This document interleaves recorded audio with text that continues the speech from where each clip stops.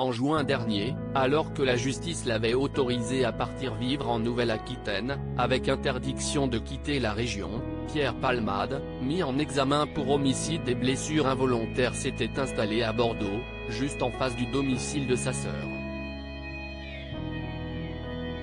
Si certains de ses nouveaux voisins ne semblent pas s'en offusquer, à l'image de Baptiste interrogé par nos confrères du Parisien, « Si je tombe sur lui, je ferme ma gueule, je suis respectueux », ou du commerçant du coin, « On n'a pas à jouer au justicier », d'autres, au contraire, n'ont pas hésité à le prendre à partie. Une voisine a ainsi révélé au quotidien français qu'il arrive, à Pierre Palmade, d'être traité d'assassin. Des propos qui ne choquent pas, outre mesure, certains locaux qui le croisent régulièrement, c'est l'ombre de lui-même. Mais ça ne me fait pas de la peine, faut qu'il paie pour ses conneries. Pour rappel, le 10 février dernier, Pierre Palmade, sous l'emprise de stupéfiants, avait percuté une voiture à Villiers-en-Bière, en Seine-et-Marne, blessant gravement 3 personnes et provoquant la mort d'un bébé à naître. Depuis, l'humoriste a été placé sous contrôle judiciaire strict.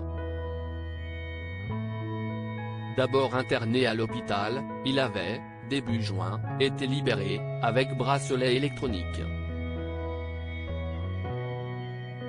Il n'était alors plus contraint à une hospitalisation en continu, en revanche, il avait toujours l'obligation de poursuivre son traitement pour soigner ses addictions.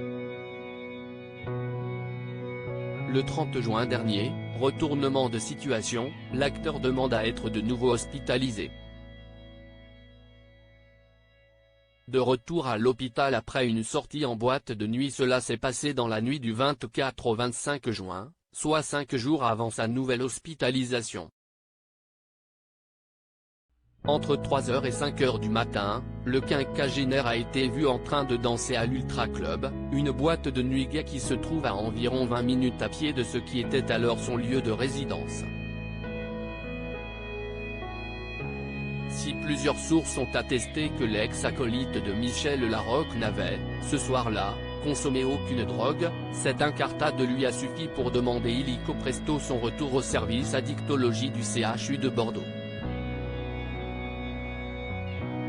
Aurait-il peur d'une possible rechute? Cela est bien possible quand on sait qu'il combat depuis des décennies son addiction aux drogues artificielles. Le 8 juillet dernier, le Parisien est allé à sa rencontre. L'acteur n'a cependant pas souhaité répondre aux sollicitations des journalistes, « S'il vous plaît, n'insistez pas ». Des patients qui l'ont croisé dans les couloirs de l'hôpital ont toutefois révélé à nos confrères avoir eu du mal à le reconnaître, tellement il aurait pris du poids. Article écrit en collaboration avec 6 médias. Crédit photo, Jack Tribeca.